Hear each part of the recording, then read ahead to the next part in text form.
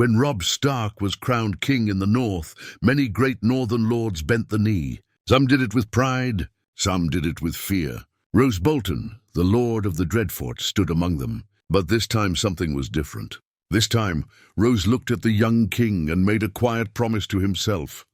No betrayal, no second thoughts. This wolf will lead and I will follow. It was not an oath spoken out loud in front of men, but it was real. For once in his cold, calculating life, Roose felt something close to respect, maybe even loyalty. He had watched Robb ride into battle, calm as winter snow, fierce as a northern storm. He had seen how the boy had grown into a man, not with age, but with war. And more than anything, Roose knew one truth. The North needed a strong leader, and Robb was that leader.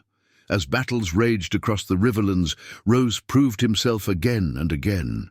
He fought smart, not with honor, but with brutal skill, flanking enemies, burning supply lines, capturing key bridges. Where others showed mercy, he showed results. And Robb, though a man of honor, began to see the value of such cold strategy. The wolf and the flayed man were not friends, but they worked like sharpened blades in the same hand. The war changed course when Tywin Lannister sent word that he would not be sending his full forces north. Instead, he turned his attention to Stannis Baratheon at King's Landing. That gave Robb time. Roose advised him to strike deep into Lannister lands, take the war to the west where the lions felt safest. And so they did. They burned gold mines, captured supply caravans, and turned the people of the Westerlands against their own lords. Meanwhile, Theon Greyjoy's betrayal came as a blow. Winterfell burned, and Bran and Rickon were missing. Maesters wrote letters soaked in ash and blood. Robb was broken when he heard the news. But Roose did not waste time. He gathered northern scouts and quietly rode east to hunt down Greyjoy men still hiding in the woods. The Dreadfort men showed no mercy. They flayed the traitors alive, nailed Greyjoy banners upside down, and left warnings for any who dared challenge House Stark. But the biggest shift came when Robb married Talisa. The northern lords frowned. Walder Frey was insulted. Some whispered rebellion, but Roose stood firm behind his king. He rode to the twins himself to speak to Lord Frey, and instead of offering betrayal, he offered something else. Truth. He admitted the mistake, apologized on Robb's behalf, promised that in return for the broken engagement, the Starks would offer lands and future marriages. It wasn't enough for Lord Frey to be happy, but it was enough to avoid a massacre. There was no red wedding. The Freys stayed bitter but quiet. And Roose returned with his head still on his shoulders, something no one expected. Even Robb was surprised. He looked at Roose differently now, not just as a cold man, but as a useful one, a necessary one. As the war dragged on, Robb began to win more hearts in the Riverlands. The Tullys stood strong. The Karstarks, though angry over the death of their kin, did not rise against Robb, because Roose made sure they stayed watched. He sent quiet threats to Lord Karstark, warned him that betrayal would not end well. The man listened. He had seen how Bolton men dealt with enemies. In the south, the Lannisters were growing nervous. Tywin received fewer ravens. His scouts didn't return. Villages once loyal now whispered of Robb the young wolf and Roose the silent knife. Together, they were not just beating the Lannisters in battle. They were turning the people against them. In this version of history, Roose Bolton didn't dream of becoming Warden of the North. He didn't sell his loyalty for a castle and a wife for his bastard son. Instead, he chose power in a different way, standing beside a young king who might just unite the North and crush the Lion Throne forever. But power always comes with a cost. And in this game, loyalty doesn't always stay loyal for long. Robb Stark stood over the war table, eyes scanning the map of Westeros. His fingers rested on the Riverlands, where his army held strong. Around him stood his bannermen, Lord Greatjanumber, Lady Mage Mormont, Lord Rickard Karstark, and Roose Bolton, silent as always, his pale eyes watching every move. The Lannisters are pulling back toward Casterly Rock, Robb said, voice steady. Tywin knows he can't hold the Riverlands forever. He's trying to draw us west. He's baiting you, Roose said quietly. Tywin doesn't retreat unless it's part of a bigger plan. If we follow without caution, he'll bleed us dry in his hills, the others argued. Great John wanted to ride west and crush the lions while they were weak. Wilmot warned of supply problems, but Robb listened to Roose. He always did now. The cold, calculating advice that once made men uneasy had become something Robb depended on. And Roose in return gave everything: strategies, spies, even whispers from King's Landing through hidden contacts. But not all men liked that. Lord Karstark still carried a quiet hate for Robb, ever since Robb had executed the men who killed the Lannister boys. Roose knew it. He saw the anger in Karstark's eyes during every war meeting. He smelled betrayal like others smelled rain. And so Roose did what Roose always did. He prepared for it. Without a word to Robb, Roose sent his men to shadow Karstark's camp. He had ravens ready to fly the moment any treachery appeared. Because he had learned something in all his years: loyalty is strongest when it's watched. But Roose was not the only one making moves. In the Vale, Peter Baelish watched the chaos with a sly smile. He had expected Robb to die at the Red Wedding. That had been the plan. The chaos would have given him room to climb.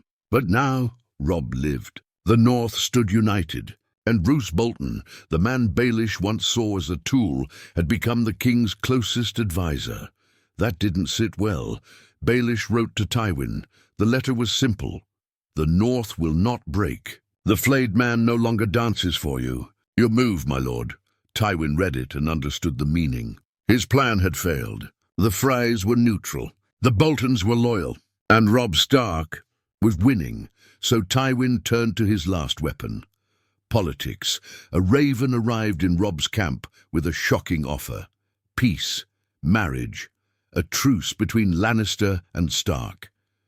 Cersei's youngest daughter, Myrcella, would be betrothed to Rickon when he came of age. The Riverlands would be recognized as Stark territory, and Robb could keep his crown in the north alone. It was bait, sweet bait, and many in the camp were tempted, but not Roose.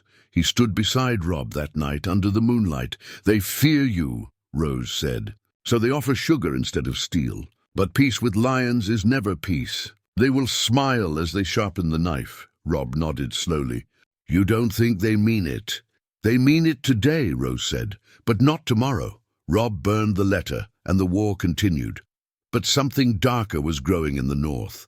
Word came that Ramsay Snow, Roose's bastard son, had taken over the Dreadfort in his father's absence. He ruled with fire and fear, flaying servants, hunting girls for sport. It was madness, shameful, unforgivable. Robb wanted to send men to arrest him, but Roose, loyal as ever, said only one thing: "I will deal with my son." And he did. Roose rode back to the Dreadfort in the dead of winter, alone. When he returned 3 weeks later, he carried Ramsay's severed head in a black sack. He placed it before Robb without a word. No apology, no explanation. Robb looked at him, shocked. "You killed your own blood. He was a disease," Roose said. "Loyalty means more than blood." That moment changed everything. Robb's bannermen saw Roose in a new light, not just as a cold man, not just as a tactician, but as someone who had given up everything for the North, even his own son.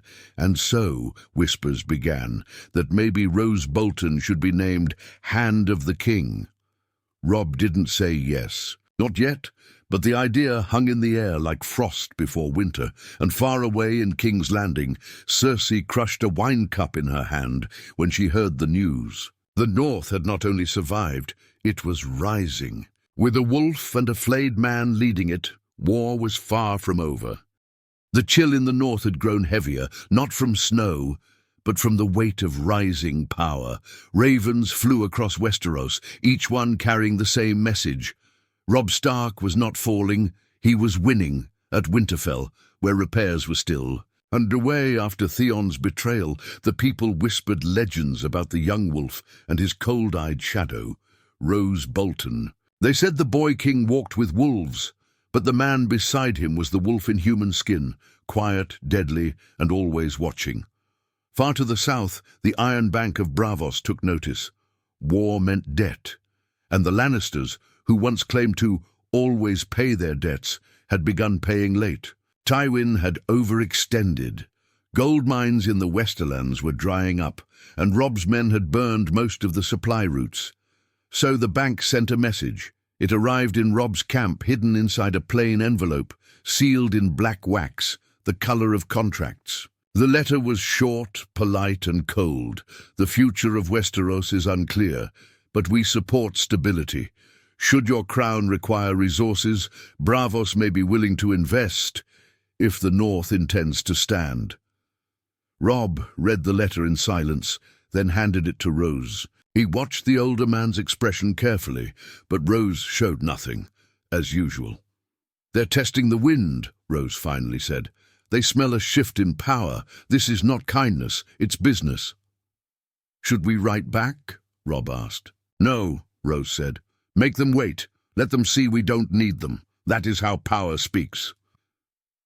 While Robb prepared his next move, a new threat stirred in the southern deserts. Dorne Oberyn Martell had returned from Essos and sat boiling with rage. His sister Elia had died during the sack of King's Landing, murdered by Gregor Clegane under Lannister orders. Dorne had stayed quiet all these years, but now... Robb Stark's rise stirred something dangerous in Oberyn's blood. He sent a raven, not to Robb, but to Roose Bolton. The letter said, "I do not trust kings, but I trust those who know how to cut throats when needed. If your wolf means to tear down the lion's den, Dorne may be watching, closely." Roose didn't show Robb this letter. Not yet. Some pieces were better moved in secret. Instead, he wrote back, "The lion still roars, but even lions bleed. You will know when the hunt begins." Meanwhile, trouble began brewing from within. Lady Catelyn Stark was no fool. She watched Roose Bolton more than anyone else did. She had never forgotten that Roose once sent his bastard to torture men for sport. That same Roose now stood closest to her son. Too close. "Be careful with him," she told Robb one night in his tent. "He's useful, yes, but wolves shouldn't lie down with snakes." "He's never betrayed me," Robb said simply. "He doesn't need to," she replied. "He only needs to wait. A patient snake is still deadly." But Robb shook his head. "He killed his own son to prove loyalty. What more can a man give?" Catelyn said nothing, but her eyes stayed cold. Elsewhere in the Riverlands, strange things began happening. Lannister scouts disappeared without a trace. Gold transports vanished. Small lords who once paid taxes to the crown suddenly sent those taxes north, to Winterfell. Roose had begun building something, not just strategy, but a network. Ravens flew from the Dreadfort to the Neck, from Harrenhal to even parts of the Vale. A quiet army of informants, bribed merchants and former soldiers, loyal not to Stark or Bolton, but to order. To whoever would bring it, and to them, that was Roose Bolton. Robb didn't know the full extent of it, but he knew enough to feel uneasy. One night he finally asked, "Roose, if we win this war, what do you want?" Roose answered without hesitation, "A north that stays north, a kingdom not ruled by southern crowns, not dragged into their madness. Peace, power, purpose." Robb studied him. "And no throne." Roose gave the faintest smirk. "Kings are remembered, but hands shape history." But in the shadows of all this victory, death still waited, because not all Freys had remained silent. Walder Frey might have swallowed his pride after being offered lands and promises, but some of his sons had not. They wanted revenge for the insult. Quietly, a few had made contact with a group long thought dead. The Brotherhood without banners. Angry men, rebels, assassins, and they had a new leader, a red woman who spoke of flames and justice and vengeance in the name of a murdered king. Their eyes had turned north, not to Robb, but to Roose, because no matter how loyal he seemed, they believed darkness still clung to him. And in Westeros, even loyalty has a price. Storms howled over the Riverlands as Robb Stark's army pushed further west, nearing the borders of the Westerlands. It was no longer a question of if the young wolf could win. It was when. Villages, once loyal to the Lannisters, now opened their gates quietly in the night, raising direwolf banners when no one was watching. Fear was shifting. The lion's roar was quieter now, but as victory approached, Robb found himself sleeping less. Nightmares clawed at him.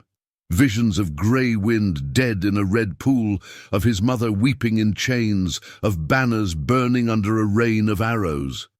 Dreams, or warnings. Roose Bolton watched these signs, like a man reading battlefield smoke. He could feel it. Something was coming, not from the west, not from Tywin, but from the cracks left behind. The parts of the north and Riverlands still bruised from war, still nursing old hatreds. There were always people who preferred chaos over crowns. One morning, a rider stumbled into Robb's camp from the south. His face was bloody. An arrow stuck out of his leg. He barely spoke before collapsing. When Roose pulled the arrow free, he held it to the firelight. The fletching was dyed red, not Lannister red, Brotherhood red. "They've returned," Roose said simply. Robb frowned. "The Brotherhood without banners. I thought they fought for the people." "People turn into wolves when you leave them starving long enough," Roose replied. "Someone's guiding them now, someone with gold or fire." He wasn't wrong. Far in the woods of the Trident, the Brotherhood had changed. They no longer just raided caravans and freed prisoners. They burned outposts loyal to Robb. They slaughtered Freys, and Bolton men too. At their center was a woman in red robes, her eyes glowing like hot coals. She called herself Lady Nimriia, and she claimed to serve Ralla, the Lord of Light. But unlike Melisandre, she did not whisper in halls or seek kings. She hunted those who had betrayed justice, as she called it. And in her vision, that included everyone who once followed Robb's cause, then abandoned it, especially the name Roose Bolton. "Even if he never betrayed," she said to her followers, "he was born to. That man flayed 1,000 before the war. Now he wears loyalty like a mask, but fire sees through masks." The Brotherhood began spreading leaflets, nailed to trees and village doors. "Do not trust the flayed man," they read. "His knife is always behind your back." Roose read one of them without emotion. "She's clever," he said. "She doesn't attack directly, she infects doubt." And it worked. In the north, rumors began bubbling. Had Roose really killed his son? Or had he sent him south to gather his own army in secret? Some whispered that Roose wanted the Iron Throne himself and was using Robb to get there. After all, hadn't he once served the Mad King? Hadn't he kept the Bolton tradition of flaying alive long after others abandoned it? Robb tried to quiet the rumors. He sent ravens declaring Roose's loyalty, reminded his bannermen of everything the man had done for their cause. But some men didn't listen to ravens, they listened to fear. At a gathering near the Neck, 2 minor lords, Tallheart and Serwyn, were found dead, throats slit, no banners taken, no silver stolen. A message left behind. The North remembers, and it fears. Robb confronted Roose that night. "Someone is trying to make me see you as the enemy," he said. "You've done everything I asked. You've given more than anyone. But if these rumors keep growing, it could divide us." Roose didn't blink. "Then cut them out." "What do you mean?" "Put someone to the knife, not me. One of your own men, someone respected.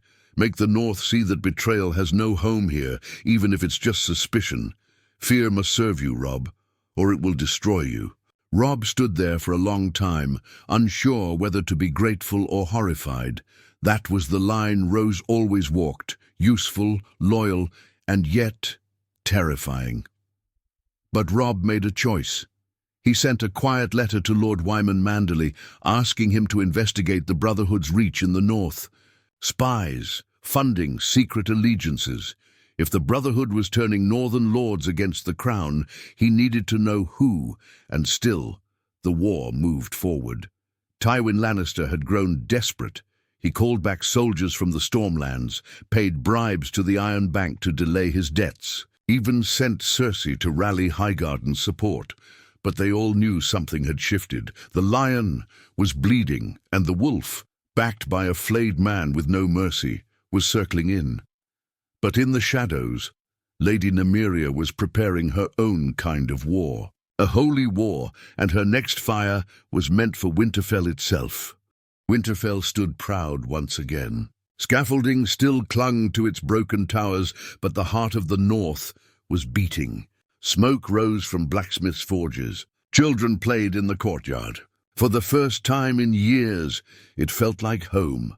Robb had returned for the first time since Theon Greyjoy's betrayal. He walked its halls with a quiet weight in his chest, a mix of pride and guilt. Rickon and Bran were gone. No one knew if they lived. Sansa was still a hostage in King's Landing. Arya, missing. His family was scattered like ash in the wind. Roose Bolton rode beside him, silent as ever. They passed the crypts below the castle, torches lighting the statues of long-dead kings in the north. Robb stared at his father's tomb for a long time. He trusted the wrong people, Robb said quietly. Rose's voice echoed through the cold stone. No, my king. He trusted the right people, but the wrong ones sat beside them in silence. Robb looked at him, uncertain of the meaning. Roose didn't explain. He never did. The next morning, Winterfell burned. Not all of it, just the granary, and part of the kennel. But the flames were high enough to be seen from every village nearby. Panic spread like wildfire. Someone had lit the blaze during the night.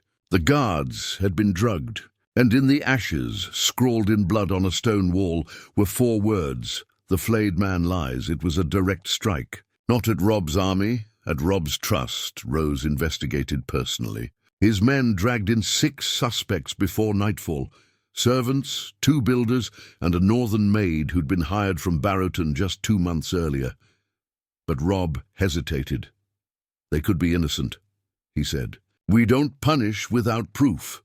Proof is for peace, Roose replied. This is war. If fire goes unpunished, it spreads. Robb didn't respond. He walked out of the room, torn between his honor and the fear beginning to nest in his chest. That night, the maid was found hanged in her cell. No blood, no wounds, just a red ribbon tied around her throat and a single candle placed beneath her feet. A message. From her, Lady Nimriia had reached Winterfell. She was no longer just hiding in the woods or burning supply camps. She had people inside, men and women who believed her fire was justice, who believed Robb's alliance with Bolton was corruption wearing a crown. Roose moved fast. He tripled guard rotations. He closed the gates. Every servant was questioned, every letter inspected. His men flayed one of the captured builders, hoping for a name, a plan, but he died screaming nonsense. Either he knew nothing, or he feared someone more than death itself. Robb watched the chaos unfold and began to question everything. Had he made a mistake trusting Roose? The whispers were louder now. Even Lord Manderley, who'd sworn loyalty months earlier, sent a raven with cautious words. Your enemies wear no sigils now. They wear shadows. Meanwhile, far to the east in the Vale, Petyr Baelish watched with amusement. He had offered Sansa protection, played his little games with the Lord's declarant, but even he didn't expect the North to crack from within. He leaned close to Sansa one evening and whispered, Your brother sits in Winterfell, surrounded by wolves with knives for teeth. The worst wounds are the ones that come from the inside. Sansa didn't answer, but her eyes, tired, haunted, blinked slowly. She missed her brother. But more than that, she feared for him. Back at Winterfell, a second fire struck. This time the rookery, the place where ravens were kept. Most birds died in smoke. 3 escaped. The message meant to go out never did. Robb stood over the burnt coops, his jaw clenched. They're isolating us, he said. They want to cut us off, Roose nodded. And then turn the North against you. How many do you think believe her lies? Roose looked around. Enough. Not because they hate you, but because they love the idea of someone burning the monsters they fear. The Lannisters, the Freys, even me. You've given them reason, Robb said bitterly. Roose didn't argue. Then let me give them something else. Let me ride to Baritton quietly. Lady Nimriia has sympathizers there. I'll smoke them out. If we don't break her roots now, she'll pull this kingdom apart before you ever wear the crown." Robb hesitated. Letting Roose go alone while doubt was already eating at his name? Risky, but keeping him here where every whisper could start a riot. Worse, so he nodded. "Take 500 riders. No banners. No mercy." Roose gave the faintest smile. "At last, my king," he said, mounting his horse. "You're beginning to understand." As the cold wind howled over Winterfell, Robb watched the flayed man ride into the dark, and he asked himself one terrible question. What if the shadows were right? The ride to Baritton was quiet. Too quiet. Roose Bolton led 500 men under no banners, their armor blackened, their faces hidden under thick winter cloaks. The fields were dry, untouched by war, but something in the air felt wrong. Smoke clung to the wind, even though there were no fires in sight. Villagers wouldn't meet their eyes. Children hid behind doors. Baritton was not a loyal town anymore. It had changed. Roose saw the signs immediately. Houses with red-threaded charms hanging above the doors.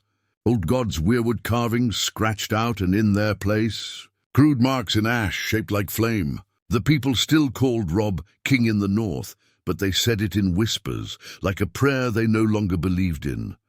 The true name they whispered was Nimriia. Roose made camp outside the walls. He didn't announce himself.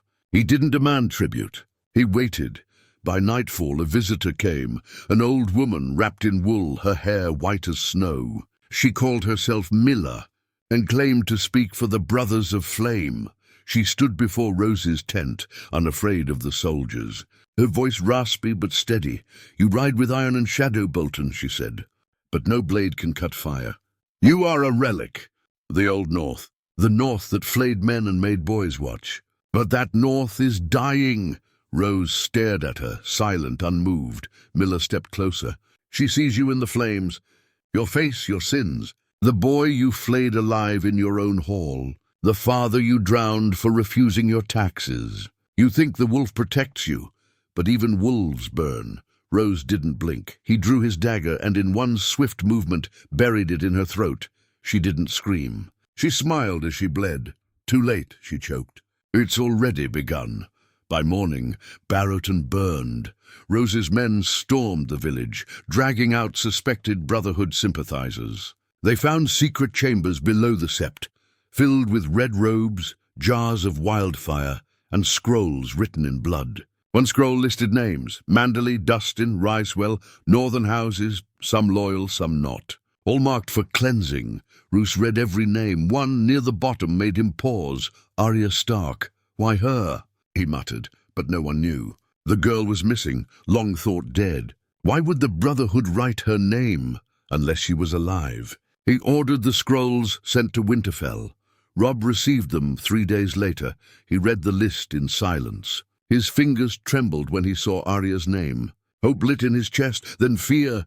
If she was alive and the Brotherhood wanted her dead, that meant she was a threat. But to who? More importantly, what did Rouse plan to do with this information? Catelyn confronted her son that night. Her voice was low, heavy with worry. "This is the game Roose plays," she said. "He saves you from fire, so you kneel when he speaks. Every time something burns, he's the one standing in the ashes, offering you a crown." Robb didn't answer. He looked out the window at Winterfell's towers, unsure if they felt like home anymore. "I trust him, because I have to," he said at last. "No, Robb," she said softly.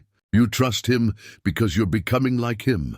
Meanwhile, Roose stayed in Baritton, turning the town into a fortress. His soldiers rebuilt the broken watchtowers, dug new ditches, and stationed spies in every street. He didn't just want to destroy the Brotherhood's roots. He wanted to own the ground they grew from. But the Brotherhood was never meant to be fought with walls and spears. They fought with faith, and faith spreads like wildfire. Across the north, strange sermons began taking place. In taverns, in fields, even inside old godswoods. Red-robed priests appeared from nowhere, speaking of a new light, a new queen, and a new cleansing. They spoke of how the young wolf had been corrupted by a man whose house sigil was skin torn from flesh.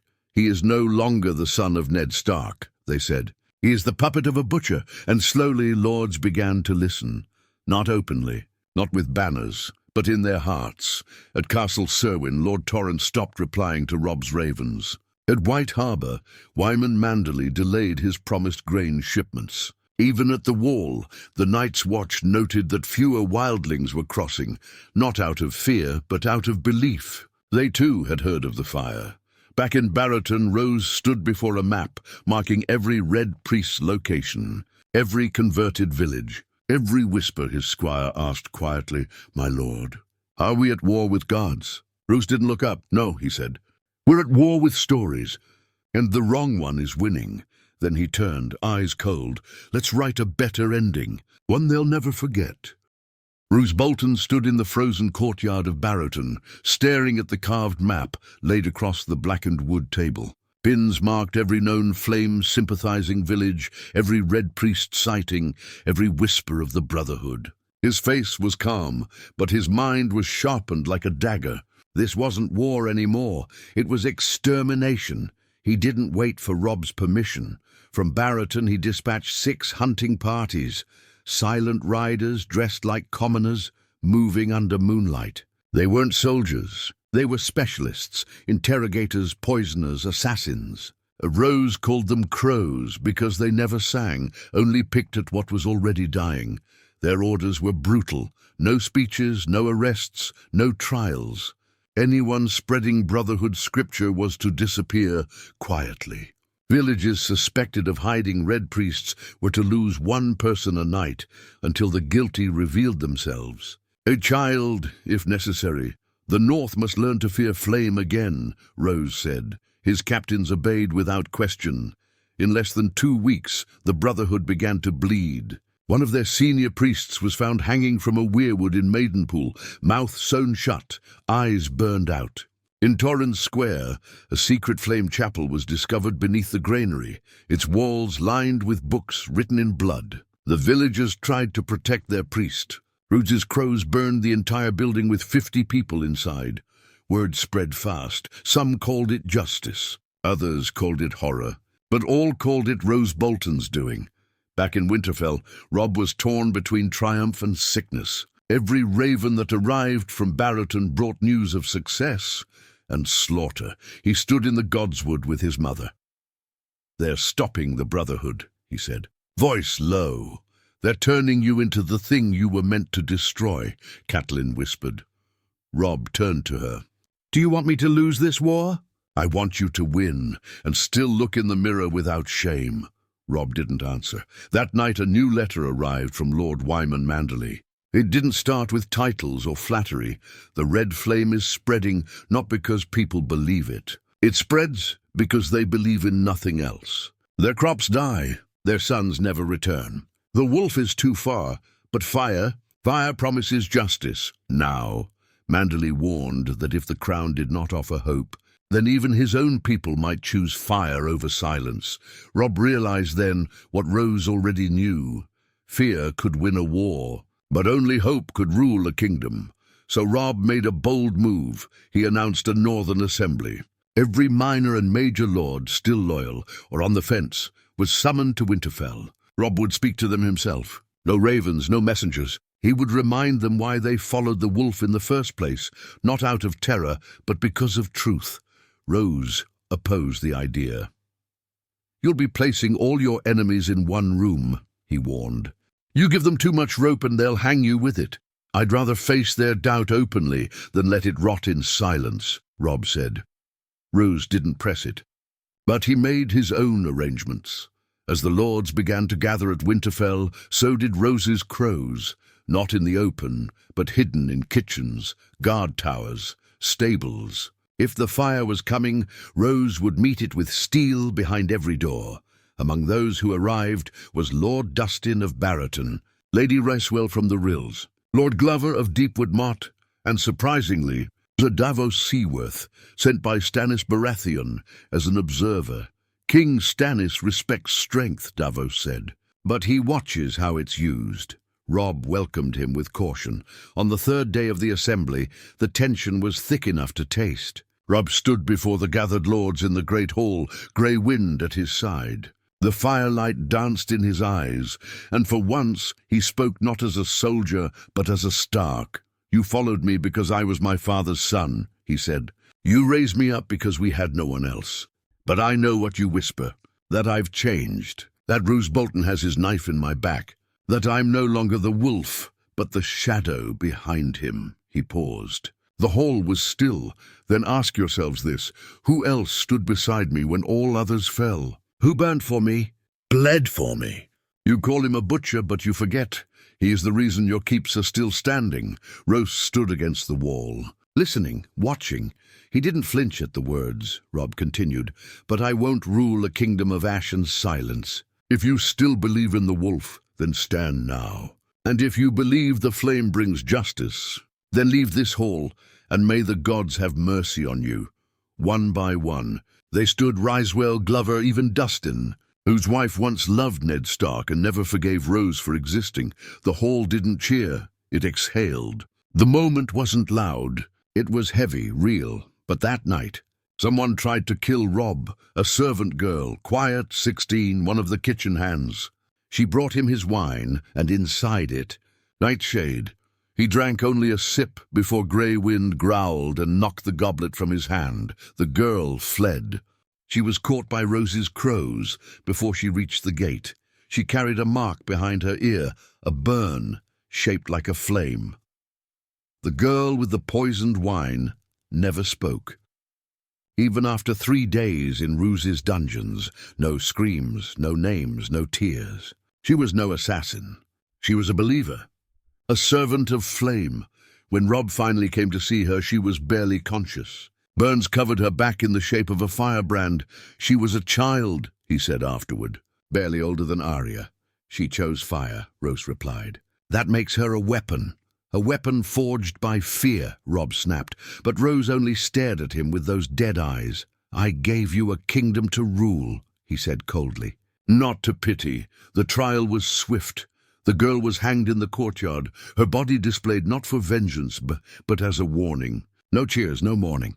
Just a silent crowd watching a flame be snuffed out by rope. Robb barely slept that night. When he closed his eyes, he saw her face. When he opened them, he saw the faces of those who watched, loyal, yes, but colder than they used to be. He went to Roose the next morning, not as a king, but as a man tired of the game. "This ends now," Robb said. "I'll burn every Red Priest and cult sympathizer if I have to, but not like this. I won't become something else just to keep a crown." Roose, sharpening a dagger in the pale light, looked up and said something that stuck like ice in Robb's bones. "You already have.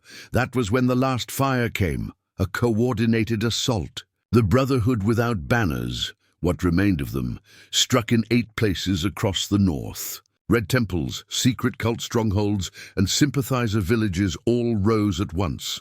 But this time, they didn't come to preach, they came to die. Fanatics wrapped themselves in oil-soaked robes, marching into keeps with wildfire strapped to their chests. In Deepwood Motte, a child priestess burned herself alive inside a great hall, taking 30 men with her. At the Frostfang border, a Red Knight lured guards into a trap before blowing apart an entire barracks. It was not a rebellion. It was a suicide sermon. Roose had warned of this. He had called it months ago. Faith that demands blood will never settle for peace. And so, Robb gave him full command. Roose unleashed hell. The crows returned, not in secret anymore, but in black armor. Flayed man banners waving, entire villages were wiped out. Caves where the cult hid were sealed with fire and stone. Every red robe found in the north was put to the sword, regardless of age or title. And Robb? He didn't stop it, because somewhere in the ashes of those fires, he saw his father's face. The final blow came in the east, near Baritton, where Lady Nimriia herself was believed to be hiding in an abandoned sept. Roose led the charge. She was found in the crypt, waiting. Dressed in red, her eyes glowing, she spoke not to Roose, but to the soldiers behind him. "Your king is false," she hissed. The butcher beside him wears your bones for armor. You fight for ghosts and monsters. Roose said nothing. He walked forward, drew his dagger, and drove it into her throat. No words, no speech. Just silence. Her body was burned with every one of her followers.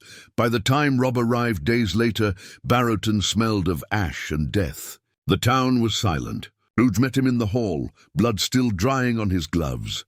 "It's done," he said. "The fire's out." Robb looked at the bodies stacked like wood. "And what's left?" Roose turned, walked past him. "You are." Years later, songs were still sung of the war. They didn't speak of the girl who tried to kill the king. They didn't speak of red robes or weirwoods that burned. They didn't even speak much of Roose Bolton. But in every corner of the north, when fires crackled too high or prayers turned to fanaticism, people whispered his name like a cold wind through the trees, because when wolves howled for justice, it was the flayed man who answered, and he never left survivors.